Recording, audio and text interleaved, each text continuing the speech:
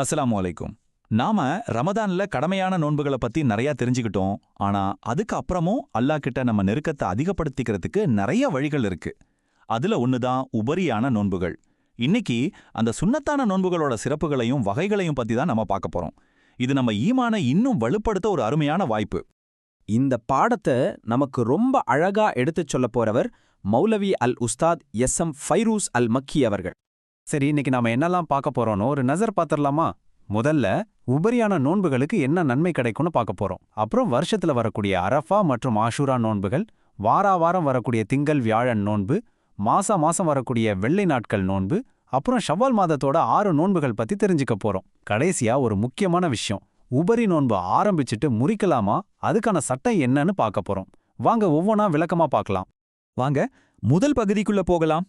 இந்த உபரியான நோன்புகளோட ஆன்மீக அடித்தளம் என்ன, எதுக்காக இஸ்லாம்ல இதுக்கு இவ்வளவு முக்கியத்துவம் கொடுக்கப்பட்டிருக்குன்னு முதல்ல புரிஞ்சுக்கலாம்.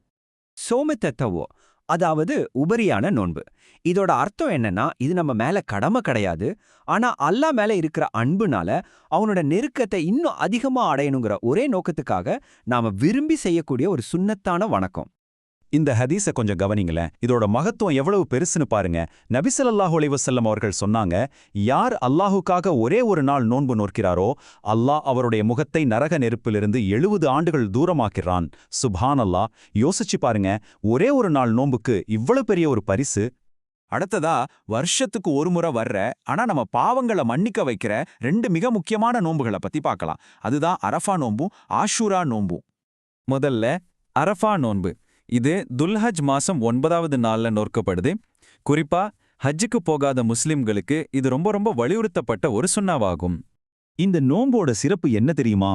நபி ஸல்லல்லாஹு அலைஹி வஸல்லம் அவங்க கிட்ட அரஃபா நோம்ப பத்தி கேட்டப்போ அவங்க சொன்னாங்க, அது முடிஞ்சு போன ஒரு வருஷத்தோட பாவங்களையும் வரப்போற ஒரு வருஷத்தோட சிறு பாவங்களையும் மன்னிச்சிடும்னு. பாருங்க, ஒரே ஒரு நாள் நோன்பு, ஆனா 2 வருஷ பாவங்களுக்கு பரிகாரம்.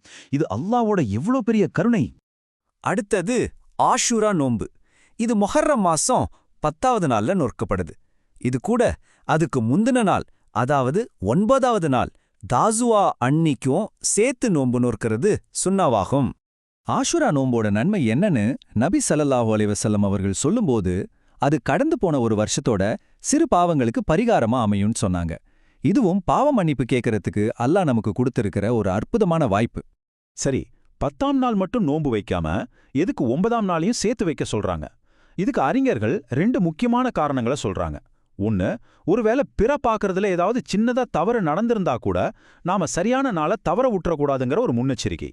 இன்னொன்னு ரொம்ப முக்கியமானது, யூதர்கள் முஹர்ரம் 10ஆம் நாள் மட்டும் நோன்பு நோட்டுறாங்க. அவங்களோட வழிமுறையிலிருந்து நம்மளை வேறுபடுத்தி காட்டணுங்கிறதுக்காக.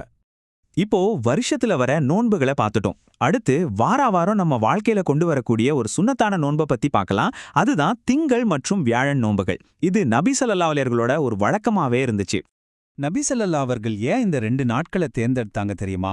அதுக்கு ஒரு ரொம்ப அழகான காரணம் இருக்கு.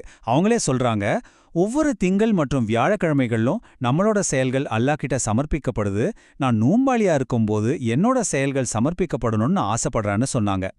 சரி, இப்போ மாசம் நம்ம வணக்கத்தால நம்ம நாட்களை ஒளிமயமாக்கக்கூடிய ஒரு நோன்பை பத்தி பார்ப்போம். அதுதான் வெள்ளை நாட்கள் நோன்பு. ஐயாமுல் பீத், அதாவது வெள்ளை நாட்கள்ங்கிறது ஒவ்வொரு இஸ்லாமிய மாசத்தோட 13, 14 மற்றும் 15ஆம் தேதிகள்.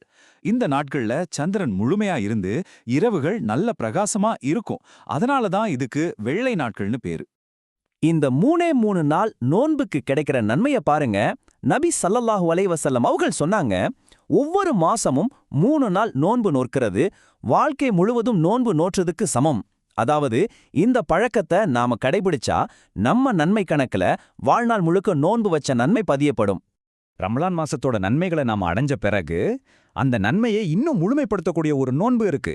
அதுதான் ஷவ்வால் மாதத்தோட 6 நோன்புகள். இத பத்தி இப்ப விரிவா பார்க்கலாம். இதோட மகத்துவத்தை நபி ஸல்லல்லாஹு அவர்கள் ரொம்ப அழகா விளக்குறாங்க. யார் ரமலான் மாசம் முழுவதும் நோன்பு நோற்றோ, அதைத் தொடர்ந்து ஷவ்வால் மாசத்துல ஒரு 6 நாள் நோன்பு நோக்கிறாரோ அவர் வாழ்க்கை முழுசும் நோன்பு நோற்றவரை போல ஆகிடுறார். இந்த 6 நோன்பையும் நீங்க ஷவ்வால் மாசத்துல தொடர்ச்சியாகவோ இல்ல விட்டு கூட நோக்கலாம். அந்த வசதியும் நமக்கு இருக்கு. சரி, இப்போ நாம கடைசி பகுதிக்கு வந்துட்டோம். இது ரொம்ப நடைமுறையான, நிறைய பேருக்கு சந்தேகம் வரக்கூடிய ஒரு விஷயம். உபரியான நோன்புகளை பத்தின ஒரு முக்கியமான சட்டம். கேள்வி இதுதான். ஒரு சுன்னத்தான நோம்ப நாம ஆரம்பிச்சிட்டோம். ஆனா இடையில ஏதாவது ஒரு காரணத்துக்காக அதை முறிக்க வேண்டிய சூழல் வருது. அப்படி முறிக்கலாமா கூடாதா? இதற்கான தெளிவான பதிலை இப்ப பார்க்கலாம். இதுல உபரியான நோன்புக்கும் கடமையான நோன்புக்கும் சட்டம் கொஞ்சம் மாறுபடுது. ஒரு உபரியான நோன்ப ஒரு சரியான காரணத்துக்காக நாம முறிக்கிறது அனுமதிக்கப்பட்டதுதான். அதுக்காக நாம கலா செய்யணும், அதாவது திரும்ப நோன்பு வைக்கணும்னு அவசியம் இல்ல. ஆனா எந்த காரணமும் இல்லாம ஆரம்பிச்ச நோன்பு முடிக்கிறதா சிறந்தது. ஆனா ரமலான் மாரதி கடமையான நோன்புகளை இஸ்லாம் அனுமதிக்கிற காரணம் இல்லாம முறிக்கிறது அப்சல்யூட்லி கூடாது.